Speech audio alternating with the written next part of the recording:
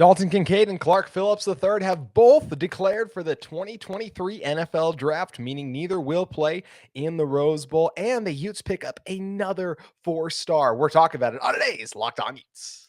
You are Locked On Utes, your daily podcast on the Utah Utes. Part of the Locked On Podcast Network. Your team every day.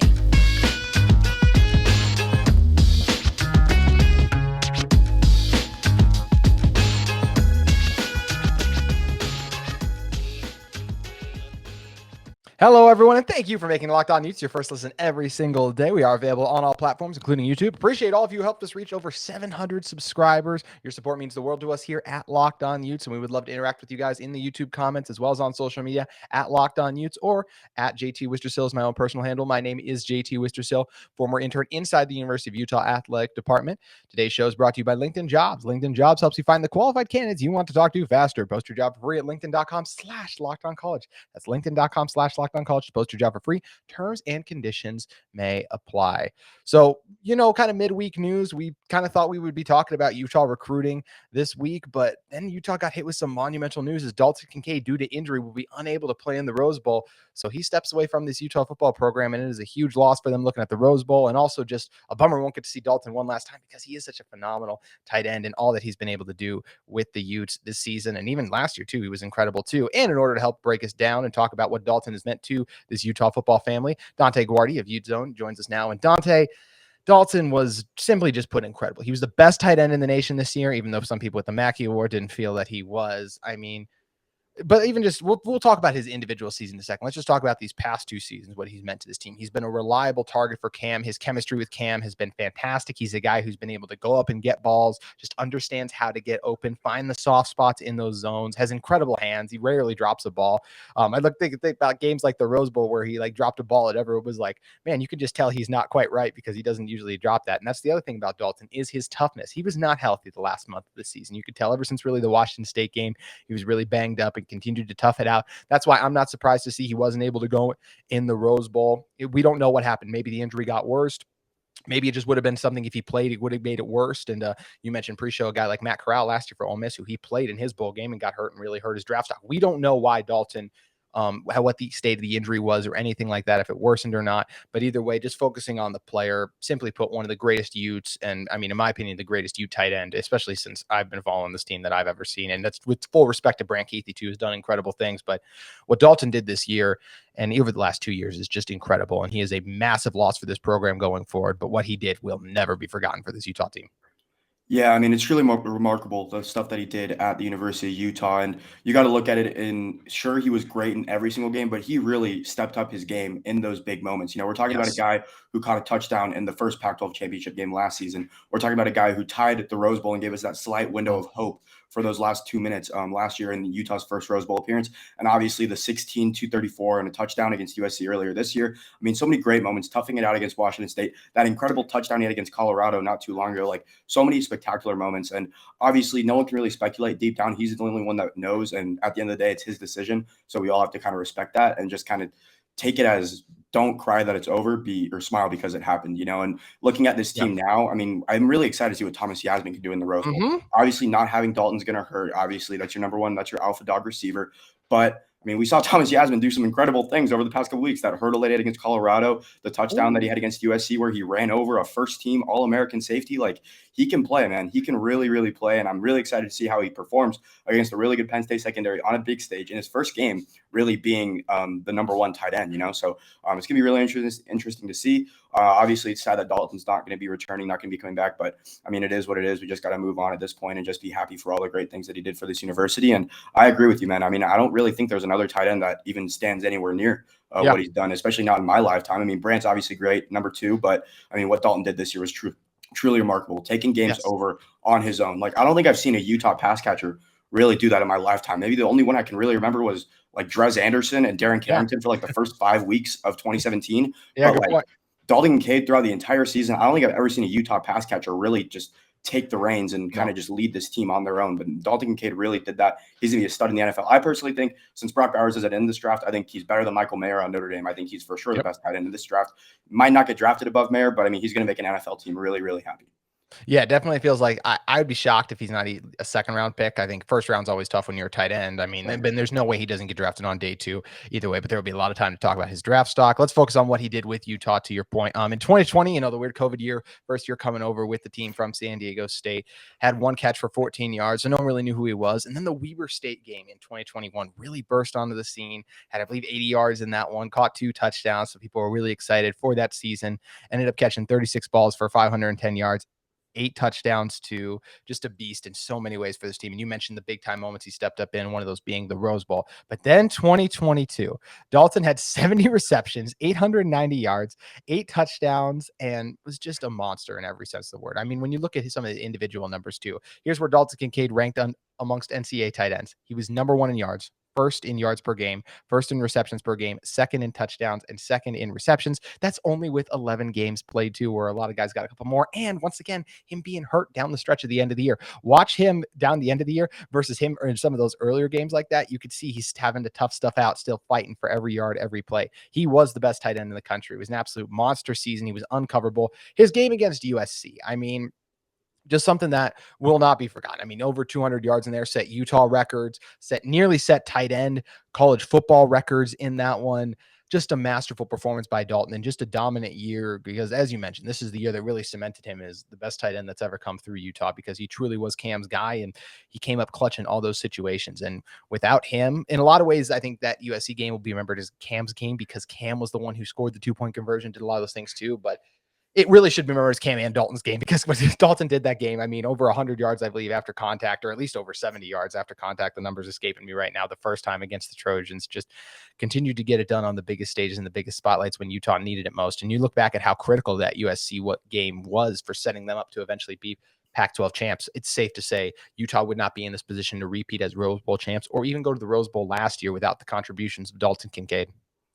Yeah, without a doubt. I mean, without that win against USC, the first one, we're sitting at 8-4, if I'm not mistaken, and 6-3 in the conference. And that, at that point, it's Washington or Oregon. It would be Washington, because they beat Oregon in the Pac-12 championship game. So, I mean, what Dalton did is just truly remarkable. And I can't remember a tight end or even a pass catcher really doing what he did against. Actually, that's a lie. Jackson Smith and Jigba.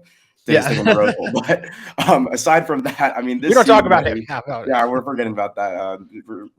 But I mean, what Dalton did this year was probably the best pass catcher performance I've ever seen from a tight end, at least. I mean, this season, that was just remarkable, and really just putting the team on his shoulders. Like, there were obviously other guys stepping up. Money Parks had a tremendous catch in that game as well. Other guys were chipping in. Devon Vele had a nice touchdown too.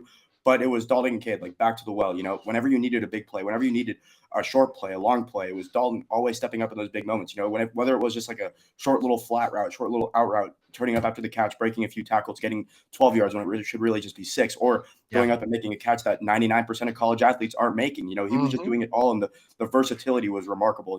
I mean, he wasn't just your average tight end. He was a tight end with a receiver skill set who could also block at an elite level.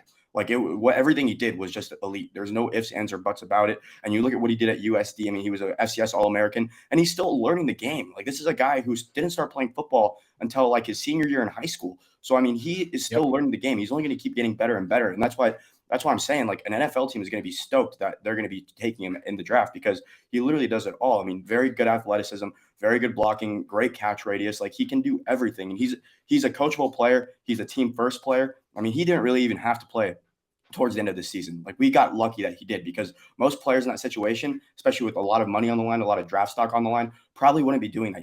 Every single time they zoomed in on him in the huddle, he was grimacing. Like, he was clearly in pain and clearly not 100%. Yet he was still going out there each day and fighting with his brothers, fighting to make Utah the Pac-12 champions, and obviously leading Utah to another Rose Bowl, even though it's unfortunate he's not going to play. And I'm sure he would have had a fantastic game, and it would have been nice to see him reach that 1,000-yard threshold. But it is what it is. And like I said, I'm really excited to see how some of these other guys step up, because we're going to get a more healthy Devon Vele back. We're going to be able to see what Money Parks can do. He's been on fire lately. Jalen Dixon also as well. Yep. And Thomas Yasmin, that's the one I'm really excited about, because Thomas Yasmin's obviously coming back next year.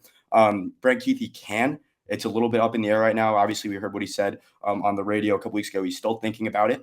But even if he doesn't, that means Thomas Yasmin's just going to keep getting a more involved role. And seeing how he does in a game like this against the really elite secondary is going to be kind of be what sets the tone for him going into next season.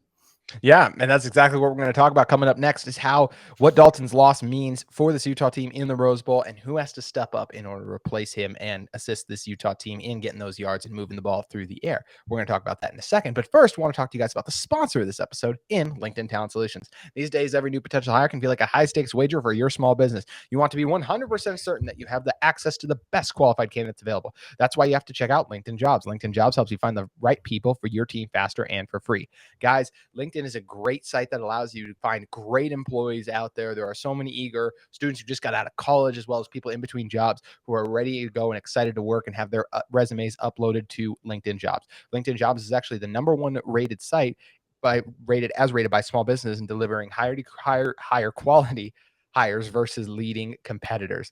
Make sure you guys head over and add your purple hashtag frame hiring job to your LinkedIn profile and use simple tools like screening questions to make it easy to focus on candidates with just the right skills and experience so you can quickly prioritize who you'd like to interview and hire. LinkedIn Jobs helps you find the qualified candidates you want to talk to faster. Post your job for free at linkedin.com/lockedoncollege. That's linkedin.com/lockedoncollege. Post your job for free. Terms and conditions may apply. So Dante, come back into this one.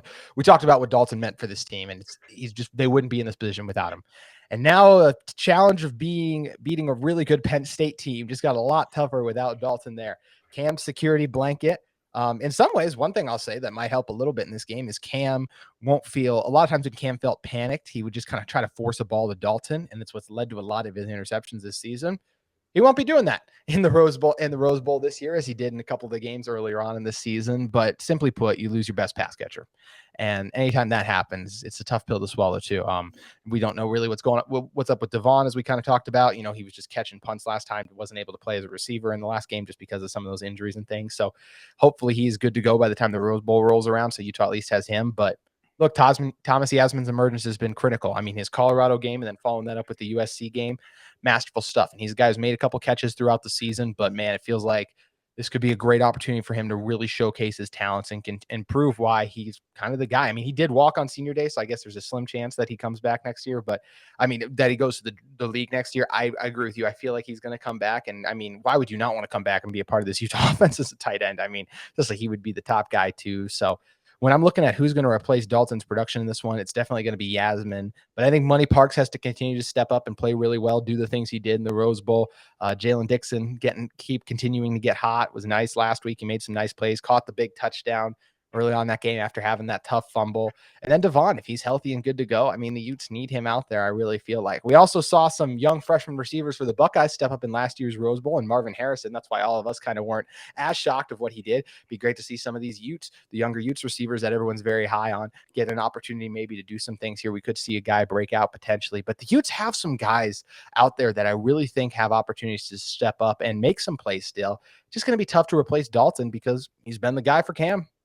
Yeah, with no Dalton, the playing field kind of levels for Penn State and Utah. You know, Penn State's going to be without their top corner, their best player on the team, Joey Porter Jr., and their best wide receiver, Parker Washington, who's been a mainstay in their offense for a few years now. And obviously, Utah without Dalton, it kind of levels the playing field. So it's going to be a very fair game. No excuses for either side. You can't say, oh, Dalton was out, so we should have won or whatever. Or Penn State can't say, oh, Parker and Joey Porter Jr. were out, so we should have won. I mean, the playing field is very level here, and both quarterbacks are playing. Both quarterbacks care. So it's going to be just a fantastic game. But I think with Thomas Yasmin, the main thing we got to look for is his intermediate and short route running. A lot of the routes that he's been running this season have been a lot of like setup kind of design plays for him. You know, you see that touchdown he had against USC. I think it was Dalton who kind of came out into the flat, which kind of opened up that seam on the corner route for Thomas Yasmin. But now this game, we're going to have to see a lot more of intermediate short routes because that's what Dalton Kincaid did. That's kind of what set him apart. You know, he wasn't just like a gadget player. He was a do-it-all tight end. He could go intermediate. He can go short. He can go long. So I think that's what we're going to see from Thomas Yasmin, see how he runs those routes, see how good he is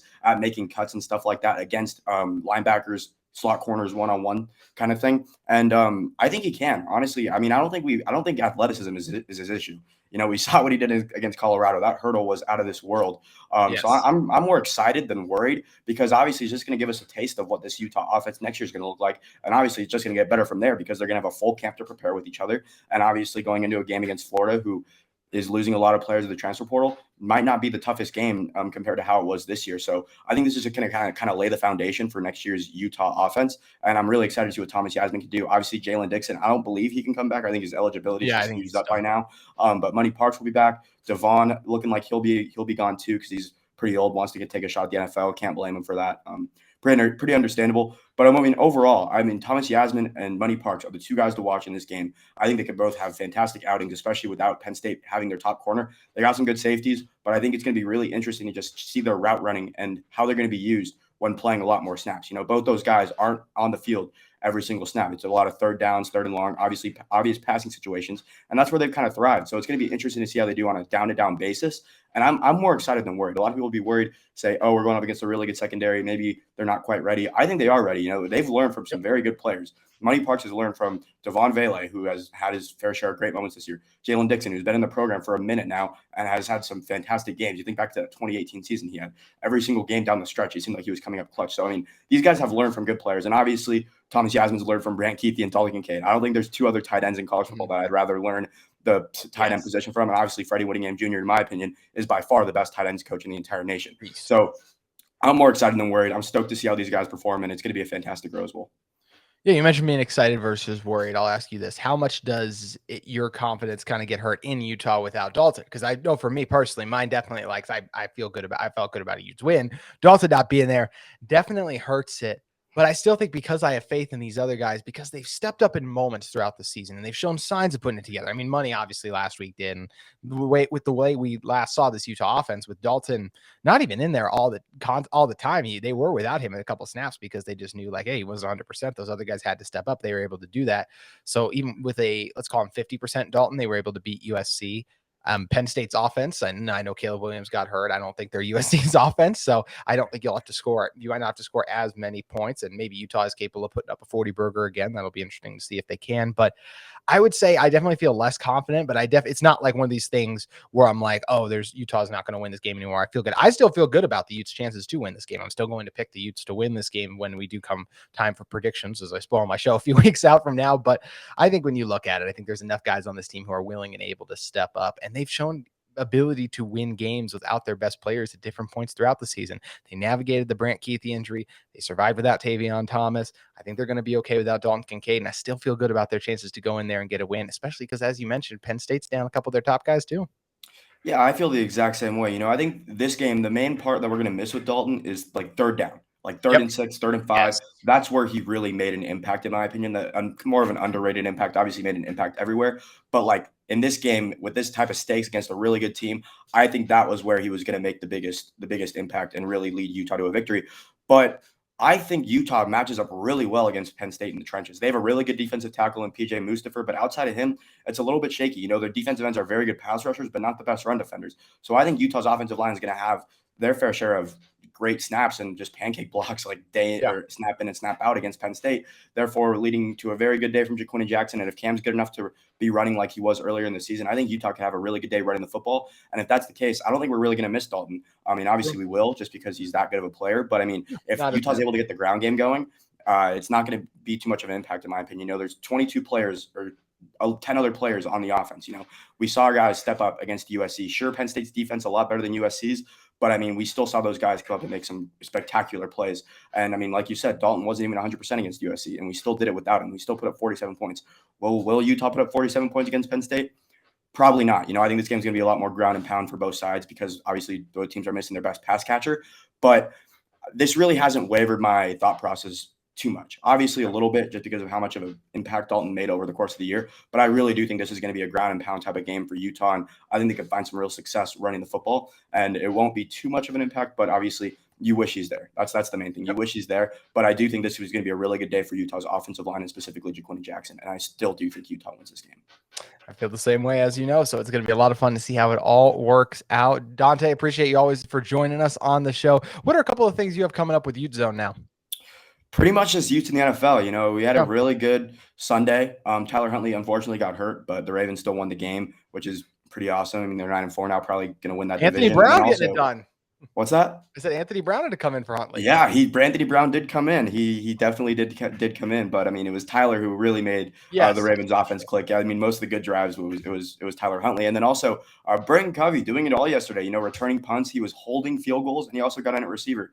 So really awesome day from him. And then everyone else was kind of doing their thing. Jalen Johnson's had a few good weeks now. Marcus Williams on the Ravens as well. coming up with a big interception in the second half on a drive that the Steelers could have taken the lead against the Ravens. That was while Tyler was hurt, actually. So that was really big because the Ravens offense wasn't really generating much of anything without Tyler Huntley in the game. So really just UT in the NFL. Maybe some other stuff. I got to get creative now. I mean, we're in a little bit of a dull period now with it mainly just being recruiting and not so much game action stuff, not much to analyze. But I mean, I'll definitely keep you guys updated because that's what I do. And I'm looking forward to just a fantastic Rose Bowl game. I'm probably going to have a lot of like positional breakdowns, stuff like that, because this is a Penn State team that I really do enjoy watching. You know, they were a team that I watched a good amount of earlier in the year as the year kind of went on. Not as much because that was when I was really zoned in on mainly Utah stuff heading down the stretch. But I mean, this is a really fun team. You know, their secondary, I thought, was the second best secondary in the entire nation back in August heading into the year. I thought they were that good. I think they're probably the best now, honestly, but without Joey Porter Jr. Waivers a little bit, but they still got some very good players,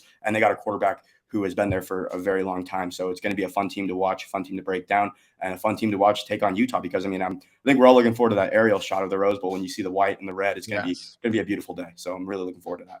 It's going to be electric. I think we all are. Dante, appreciate you joining us as always. Make sure you guys give him a follow at Dante Guardi on Twitter. We're going to talk about some big cornerback news for the Utes with Clark Phillips III officially going to the NFL draft, and then the Utes landing another 4-star in Smith Snowden. We're going to touch on that in a moment. But first, I want to talk to you guys about our friends at Built Bar.